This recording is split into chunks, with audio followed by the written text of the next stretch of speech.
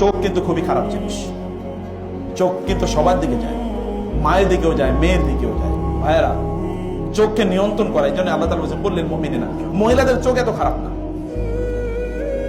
কারণ মহিলারা মানুষের চেহারা সৌন্দর্য দেখে পাগল হয় না। মহিলারা পাগল হয় কি দিয়ে? পার্সোনালিটি দিয়ে, ব্যক্তিত্ব দিয়ে। এই লোকটার পার্সোনালিটি ভালো। মহিলারা চেহারা দেখে কোনোদিন পাগল হয় না, কারণ ওই যে আপনি ইউসুফ আলাইহিস সালামের কথা শুনেছেন না? ইউসুফ আলাইহিস সালামের ফিজিক্যাল বিউটি দেখে লোকেরা পাগল হয় নাই, মানে ওই মহিলা অথবা অন্যান্য নারীরা। তারা দেখেছেন ইন হাদা ইল্লা মালাকুন কারীম, লোকটা তো ফেরেশতা। ফেরেশতা মানে কি? ফেরেশতা মানে কি চেহারা সৌন্দর্য নাকি? ফেরেশতা মানে কি? ক্যারেক্টার, চরিত্র।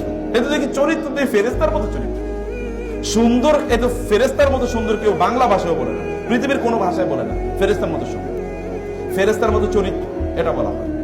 তার পার্সোনালিটির লেভেলটা কি ছিল? আর পুরুষরা তো একটু চেহারা সুন্দর দেখলে কি আসলে মুসলমান নাকি কাফের নাকি হিন্দু না বৌদ্ধ, এ কি আসলে কোন দিকে থাকে? এর কি তার মেয়ের বয়সী নাকি তার মায়ের বয়সী? কোন দিকে তাকায় না।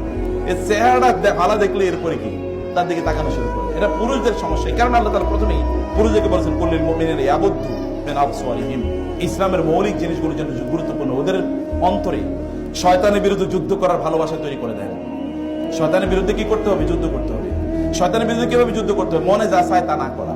আপনারা তো বিশেষ করে বোনদের একটা খুব প্রিয় গান আছে, আমি তাই আমি যাই গো, তাই না?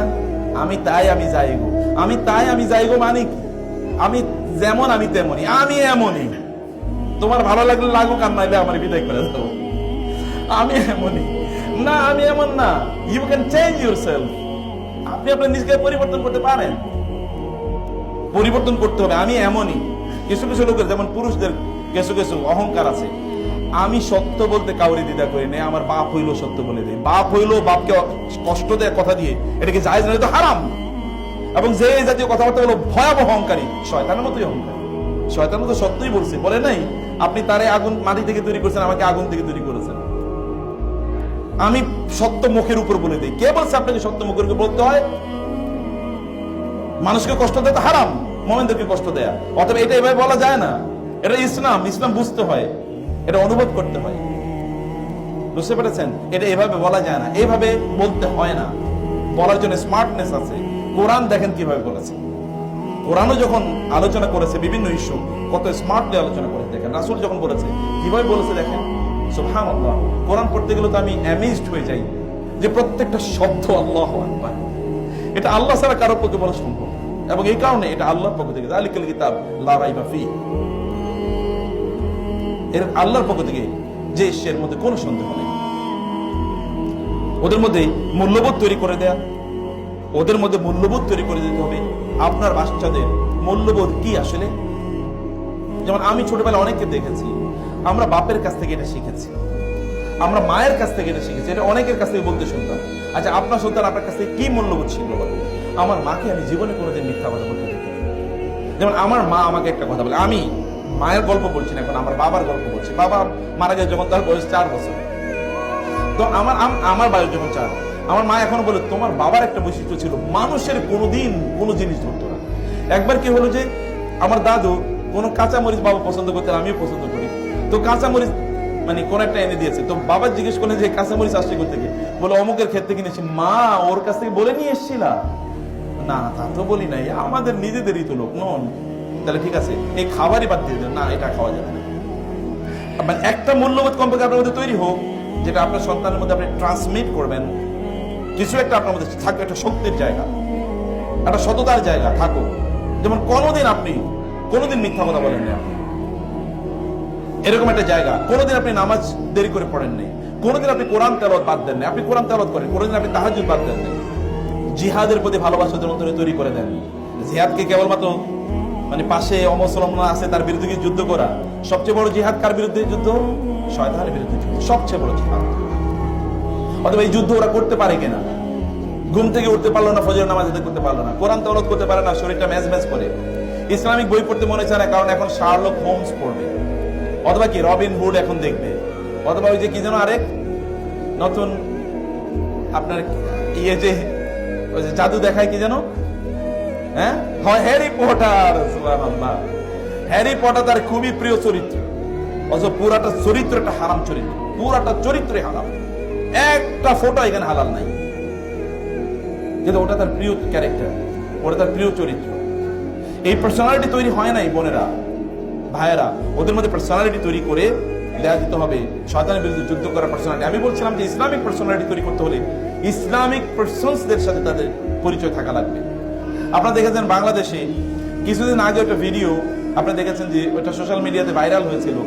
এক ছেলে জিজ্ঞেস করেছে পহেলা বৈশাখের দিন যে আজকে কি দিবস, বলে আজকে হচ্ছে আমাদের জাতির পিতার জন্মদিবস।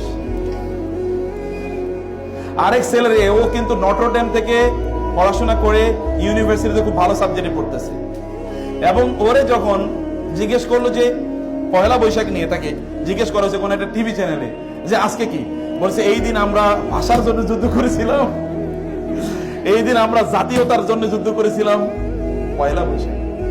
ও এত স্পিরিট নিয়ে বলতেছে।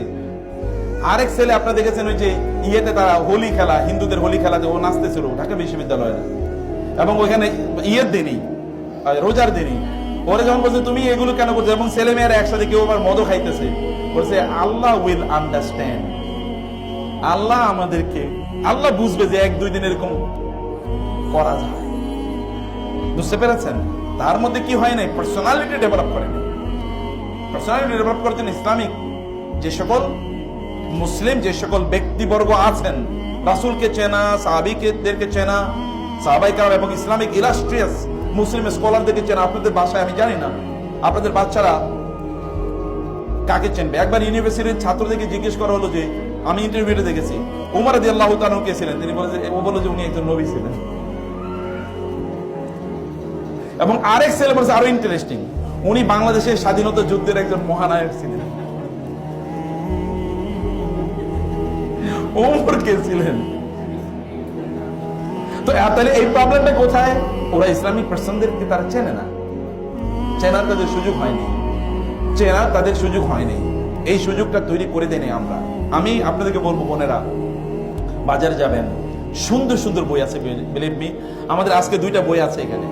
এটা হচ্ছে মায়েরা, আসলে সোনালী যুগের এই যে বড় বড় মানে ইসলামিক স্কলার যাদের কথা বললাম, তাদের মায়েরা কিভাবে তাদের সন্তানকে লালন পালন করেছেন তার উপর একটা বই। আর একটা হলো গোটা জীবন জুড়ে নাসিহা দরকার আমাদের, কোন পদ্ধতিতে আমাদের জীবনটা পরিচালনা করবো। দুটো বই আপনারা নিয়ে যাবেন, এটা মাস্ট রিড। বাসায় বসে পড়বেন, বাচ্চাদেরকে নিয়ে পড়বেন, পড়াবেন, এবং অন্যদেরকে আপনারা গিফট করবেন, আত্মীয় স্বজনদেরকে, বোনদেরকে গিফট করবেন, বান্ধবীদেরকে গিফট করবেন। অন্য কিছু গিফট করছেন, হাদিয়া, বই, মানে অন্য কিছু যেটা আপনারা ঈদের সময় দিতেন, বাবাকে বই, 1-2টা বই তাদেরকে দেন, কালচার তৈরি হোক। আমি আমার জীবনে দেখেছি বাংলাদেশের একজন বড় ইসলামী ব্যাংকের প্রতিষ্ঠাতা সহ ইসলামিক ইউনিভার্সিটিগুলোর প্রতিষ্ঠাতার মধ্যে একজন, এত বড় স্কলার বাংলাদেশে খুব কম এসে। ওনার একটা বৈশিষ্ট্য ছিল প্রচুর পরিমাণ, উনি বলতে চাচা, উনি চাচা বলতেন সবাইকে, বলে চাচা, আমাকে বলতে চাচা, চাচা আমি প্রতি মাসে 30-40 হাজার টাকার বই গিফট করি। আমি বললাম সুবহানাল্লাহ, সাদাকায়ে জারিয়ার কি বিশাল বড় কাজ, কি বিশাল বড় সাদাকায়ে জারিয়ার কাজ। বান্ধবীদেরকে বই গিফট করেন, তাদেরকে বলেন কিভাবে তারা ভালো মানুষ হবে, আর তারা ভালো মানুষ কিভাবে বানাবে, এটা তাদের মধ্যে তৈরি করেন।